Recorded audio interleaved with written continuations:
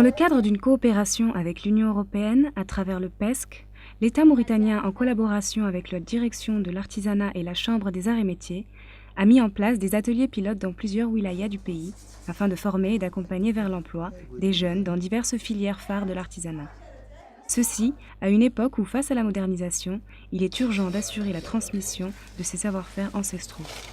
On s'est dit qu'il était très important de se consacrer à ces volets. Pourquoi? Parce que, d'une part, on veut offrir à des hommes et des femmes mauritaniens, mais surtout des jeunes, la possibilité d'être bien outillés pour contribuer au développement de l'artisanat en Mauritanie et surtout à préserver les patrimoines culturels et artistiques de la Mauritanie et donc à assurer un peu le relais générationnel.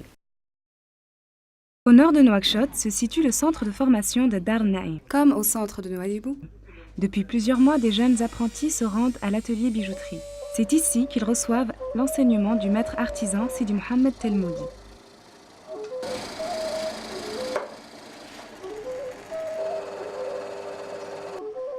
Aujourd'hui, ces jeunes apprentis en bijouterie héritent de ce savoir-faire complexe et essentiel du patrimoine artisanal mauritanien. Un héritage dont ils auront à assurer la relève grâce à la formation par compagnonnage. Toujours à Dar Naïm, la confection des tentes est le second volet de formation du centre. Ici, et à l'atelier de Nouadhibou, 5 jeunes femmes ont été sélectionnées en vue de maîtriser la technique de fabrication des tentes, l'objectif étant pour elles aussi de bénéficier des opportunités d'avenir du développement participatif à travers un groupement d'intérêts communs. La région de l'Adrar est riche en matières premières nécessaires à la fabrication des objets d'art.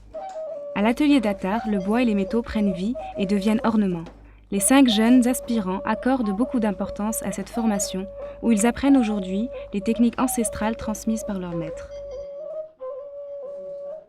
Nous voici à l'atelier Vannerie d'Attar où la formatrice Vatimetou Mentouidou y enseigne aux jeunes filles l'art de tresser les fibres végétales des palmiers en les transformant patiemment en objets d'art.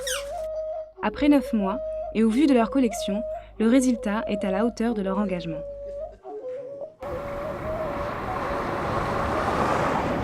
Au sud de la Mauritanie, à La Youm, se trouvent les 2 centres de formation en ébénisterie et maroquinerie. Les apprentis ébénistes perpétuent courageusement le savoir-faire du maître artisan gardien du domaine. Pour ces jeunes, l'avenir signifie emploi et sauvegarde du patrimoine culturel mauritanien. C'est aussi à ce titre que travaillent ensemble les jeunes élèves de l'atelier maroquinerie, où depuis des mois, elles apprennent avec enthousiasme l'art antique du travail du cuir, le tannage et la décoration des peaux transformées ingénieusement. Rendons-nous maintenant à Kaedi, capitale du Gorgol, réputée pour la teinture à l'indigo. Ici, les femmes qui ont été choisies pour mener cette activité n'avaient aucune connaissance en ce domaine, mais déterminées à améliorer leurs conditions de vie et créer de l'emploi, elles apprennent à présent l'art de la teinture et créent de nombreuses pièces de qualité aux couleurs éclatantes. À Kaedi, on fabrique aussi des chaussures traditionnelles et sur mesure. À l'atelier cordonnerie, les jeunes en formation suivent soigneusement un stage auprès du maître cordonnier. Au bout de ces 10 mois, cet engagement leur permettant de créer leur propre petite ou moyenne entreprise. Dans le Brakna, trône Bogué, ville d'art et de culture. Nombreuses sont les commandes des parures créées par les artisans bijoutiers de la ville. À la maison d'apprentissage de Bogué, le maître artisan y accompagne depuis 9 mois un groupe de jeunes bénéficiaires. Pour s'assurer des capacités d'assimilation et de réappropriation de ces apprentis, il leur a confié la restitution intégrale de la commande d'une cliente. Et en travaillant dans les règles de l'art, ils se sont vus félicités par celle-ci. À l'atelier, les élèves ont appris l'art du travail consciencieux et relèvent le défi entre tradition et modernité.